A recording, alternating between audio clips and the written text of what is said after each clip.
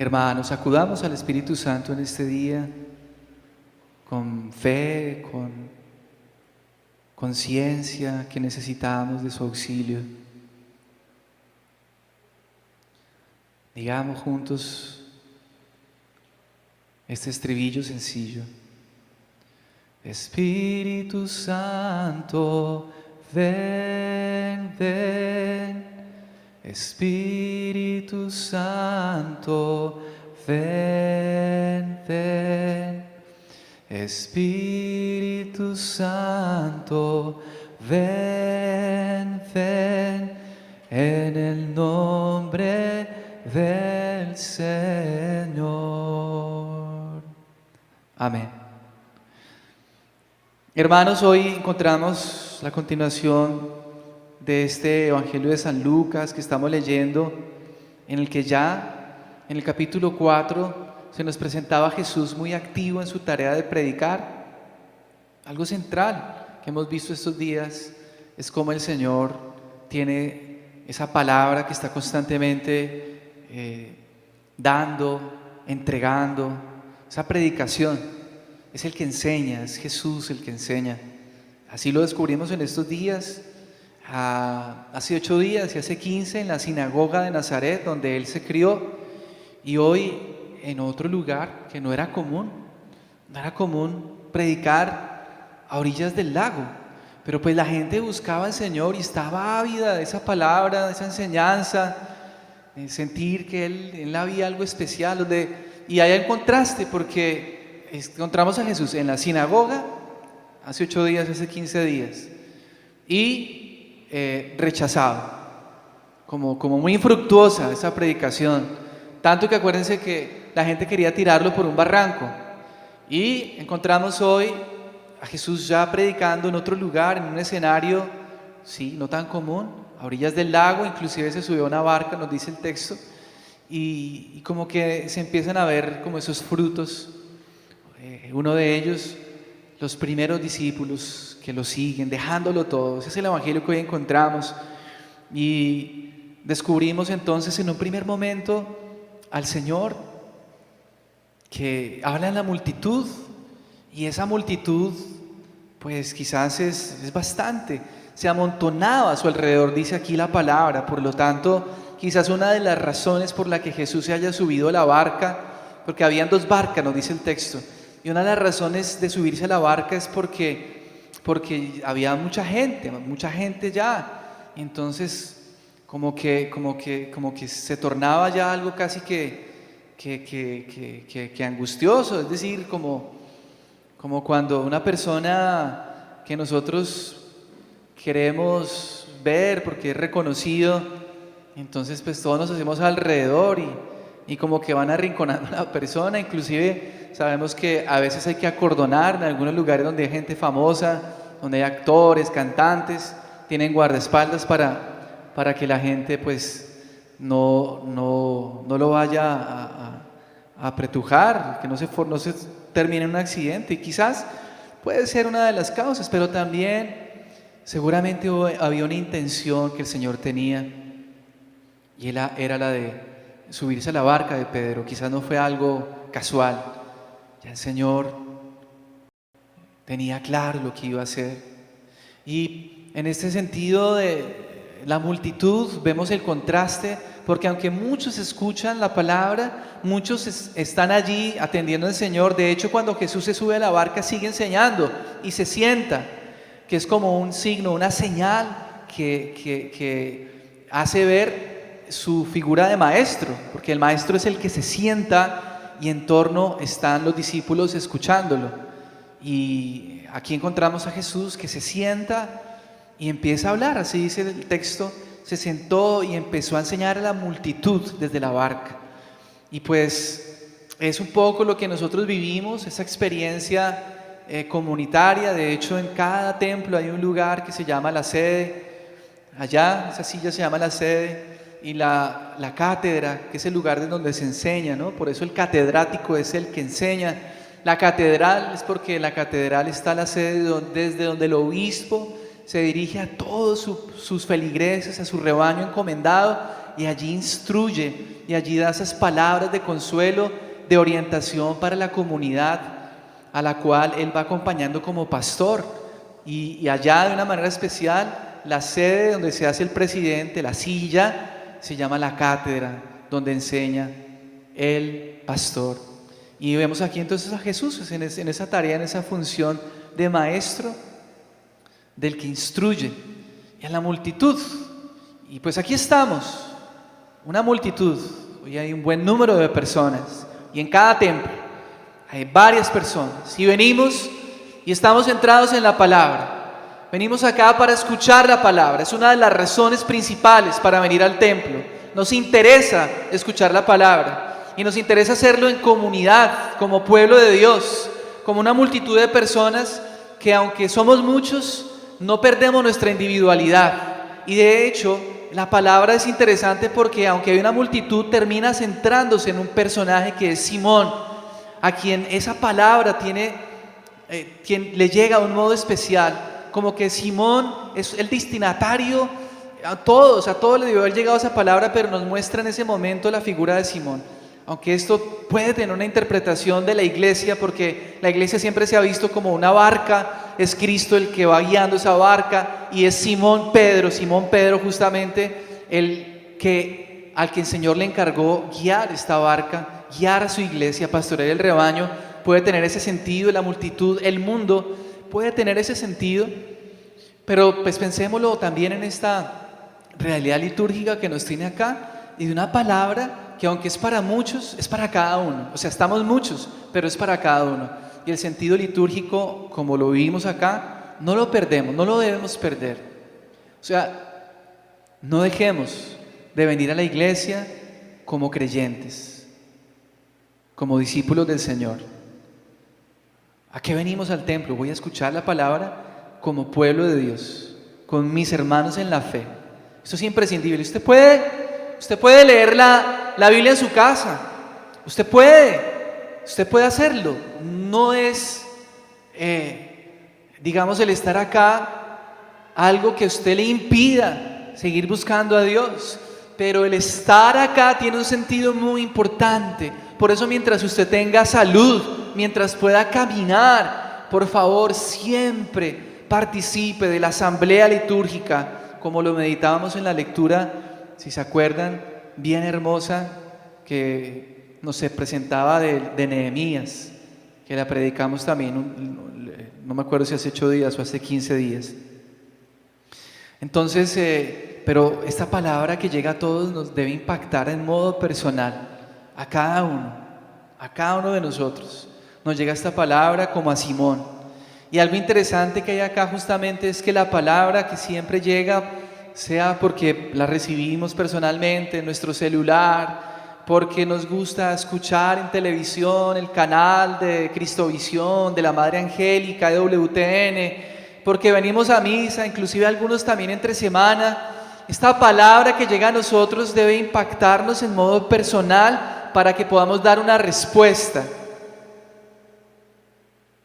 Porque si no nos está afectando la palabra, hermanos, pues estamos siendo nosotros pues como niños caprichosos que no quieren escuchar la instrucción, la voz de sus papás. Porque es muy bonito cuando aquí Jesús estaba predicando a la multitud y de repente es como si todo eso desapareciera y Jesús se centra en Pedro. Y entonces le dice a Pedro, rema mar adentro. Así dice el Señor, rema mar adentro, hacia la parte honda y echa las redes para pescar. O sea, el Señor ya le dirige unas palabras a él directamente, en ese momento. Todos desaparecen del escenario, ahí no dice qué pasó, Jesús los despidió, nada, se dirige a él. Y Pedro ya había estado escuchando al Señor. Pedro lo dejó subir a su barca, quién sabe, había escuchado ya del Señor antes, y en ese momento seguramente lo impactaron las palabras del Señor, porque dice la respuesta de él, que es bellísima: Señor. Él no esconde y no disimula cómo se encuentra. En ese momento él estaba trasnochado, echando redes y volviéndolas a subir a la barca. Eche redes, vuélvalas a subir a la barca. eso es fatigoso. Y nada. Y él le dice, Señor, dice maestro. Que aquí hay que distinguir eso porque es interesante. Al principio Pedro dice maestro, al final dice Señor, y ahorita lo meditamos otro poquito. Maestro, hemos bregado toda la noche, estamos cansados, como decimos aquí en Colombia, perdóname, ¿cierto? Estamos mamados, sí, estamos muertos de cansancio, ya no podemos más. Vamos a echar otra vez las redes. Y aquí hay algo también muy importante porque Pedro era pescador, o Simón, es el mismo Pedro, aquí todavía está como Simón. O sea, él sabía lo que hacía. Y cómo viene, Jesús no era pescador, seguramente Simón ya sabía que él era un carpintero, que era un artesano. ¿Qué va a saber? Y toda la noche. Y sin embargo, obedece al Señor y es lo que él dice, pero dice, ya que tú lo ordenas, pero ya que tú lo pides, porque tú lo dices, echaré las redes, echaré las redes. Entonces aquí vemos esa obediencia a la palabra, que eso es un paso muy importante, porque muchos de los que estamos acá nos podemos a veces volver de estos católicos y de esos creyentes y de esas personas, de estos cristianos, que nos encanta quizás escuchar la palabra, pero no estamos obedeciéndola. ¿De qué nos sirve escuchar la palabra si no estamos dejándonos impactar por ella? Si no estamos obedeciendo al Señor, si no estamos haciendo lo que Él nos pide. Y es un buen interrogante hoy para ti y para mí, que nos preguntemos qué tanto estamos obedeciendo al Señor. Porque muchas veces nosotros no queremos soltar el control, porque nosotros creemos saber lo que hacemos, porque nosotros queremos siempre hacer las cosas a nuestra manera. Y Simón nos da un ejemplo de humildad y obediencia. Y eso lo vemos porque uno desde pequeño no tiende a ser muy rebelde. A veces uno no escucha, ni siquiera uno no escucha a los papás. ¿Cuántas veces nosotros nos equivocamos desde chiquito hasta que que no meta las manos en la vela, que no meta las manos, y hasta que uno no se quema, uno como que no cae en cuenta? Y entonces uno como que a los golpes aprende medio a escuchar y a obedecer, porque uno siempre tiende a ser muy rebelde. Y a veces el papá y la mamá son muy cansones, muy intensos, muy mamones. Ay, mi mamá sí cansa. Y es como esa rebeldía constante. Y a veces obedecemos, pero a regañadientas. Y si nos ponemos a pensar, en efecto, lo que nos dice alguien es porque tiene conocimiento de causa. Y nosotros a veces nos creemos que nos las sabemos todas, y especialmente en la juventud empieza, pues, o sea, hay personas que son dóciles, pero otros somos un poco rebeldes y voluntariosos, y nos cuesta escuchar, y nos cuesta obedecer, y a veces es a los golpes que aprendemos, y muchos años después decimos, mi papá tenía razón, mi mamá tenía razón. Mi hijo, no se meta con ese chino, va a salir embarazada. Ay, mamá, no moleste, preciso. Salió embarazada. Claro. Si hay alguien que viene y nos dice ese problema eléctrico que tiene acá, sí, padre, ahí vea, si usted no hace tal cosa, y uno no escucha, no, yo sé, déjeme que yo sé. Yo no soy arquitecto, pero yo sé. Usted no se meta. O sea, y si yo contrato a alguien, por ejemplo, para que venga y instale este cielo raso, y entonces, no, yo me las doy que yo sé, y él me da consejos, y yo le digo, no, es que no es como usted diga, yo paso, le estoy pagando.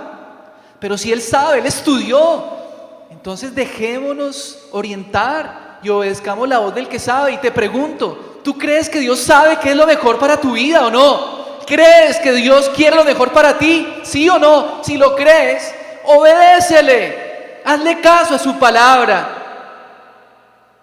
Porque ¿de qué nos sirve escuchar una y otra vez? Hasta algunos decimos, yo ya me sé esa palabra, te la sabes.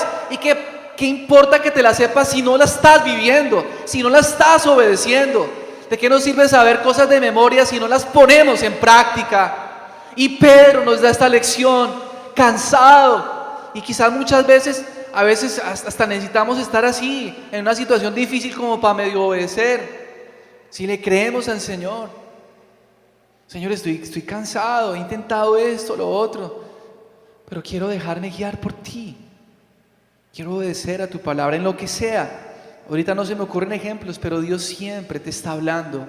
Su palabra está ahí. ¿Qué tanto estás haciendo como Pedro? Y lo segundo, hermanos, para concluir esta reflexión a la luz de la palabra, es lo que ocurre cuando Pedro, porque esta era cuestión de supervivencia, era buscar, Pedro estaba en lo suyo, era su trabajo, era su medio de subsistencia, era pescar para comer, era su trabajo. Y cuando ves el Señor ocurre algo que se amplifica, se multiplica, hay una sobreabundancia, una redada de peces tan grande que tuvieron que venir entre las dos barcas, casi ni podían. Y al final eso es accesorio, porque aquí viene la gran lección de la fe, porque nosotros, hermanos, no venimos acá solamente a seguir unas bonitas enseñanzas para portarnos bien. Nosotros no tenemos una fe que se constituye únicamente en un seguir unos moralismos y unos principios éticos para ser personas de bien en la sociedad. Para nosotros el estar acá tiene, antes que cualquier otra cosa, tiene que ser un encuentro de amor con el Señor. Y si ustedes se dan cuenta, al final los pescados ni siquiera fueron lo importante. Ellos lo dejaron todo y siguieron al Señor. Y aquí el punto central.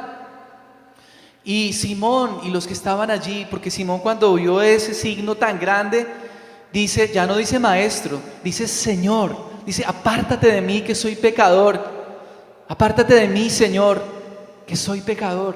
Reconoce su verdad, reconoce ante quién está, se da cuenta quién es Él, y entonces se rinde porque dice que se arrodilla. Apártate de mí, Señor, que soy pecador. Y quizás aquí cabe la primera lectura en la que el profeta Isaías tiene una visión y ve a Dios, y ve allí esta visión, y entonces él siente que es indigno delante de Dios, y entonces Dios envía un ángel para que con una brasa encendida le toque los labios, porque él dice, Señor, apártate, yo soy un pecador, tengo labios impuros. Y para Dios, entonces, aquí viene lo lindo, lo importante, no cuenta lo que nosotros somos en nuestra realidad de pecado. Él nos mira con amor, y aquí por eso inclusive Pedro, el Señor le dice, soy un pecador, y el Señor no le dice nada, está bien, no eres digno de mí. O el Señor no le dice, tranquilo, que tienes que, hasta que no seas una persona santa, no me puedes. No, eso queda ahí. El Señor es justamente el que nos purifica, y a pesar de nuestro pecado nos llama y nos invita a tener una relación personal de amor con Él, para que Él sea el que guíe nuestra vida. Y en la primera lectura entonces envía al ángel y toca sus labios y quedan puros, ya no hay excusa. Y se escucha una voz que dice, ¿a quién enviaré? Y al final termina diciendo el profeta, heme aquí, envíame a mí. Así que, hermanos, que la palabra del Señor de este día nos haga pensar qué tanto lo que escuchamos aquí en misa y la palabra de Dios con la que nos encontramos frecuentemente está haciendo de verdad transformaciones en nuestra vida. ¿Estás obedeciendo a Dios o estás llevando la vida a tu manera? ¿Realmente la palabra de Dios tú la estás tratando de dejar que guíen tus pasos, o estás siendo orgulloso? Tú quieres hacer las cosas a tu manera. Si tú tienes fe, debes ser obediente a esta palabra que tú escuchas, y que esta fe no solamente te lleve a portarte bien y a aprenderte unas cosas que te dicen en la iglesia, sino a reconocer que es a Jesús, palabra hecha carne, a quien tú estás siguiendo, es por quien tú vienes, es a Jesús. Esto es cuestión de un seguimiento de una persona, esto es cuestión de amor por una persona, Jesús. Por Él venimos acá. No solamente se trata de ser buenos y dejar las conductas malas, sino de enamorarnos de Jesús para seguirlo a Él, para seguirlo a Él, para seguirlo a Él. De esto se trata.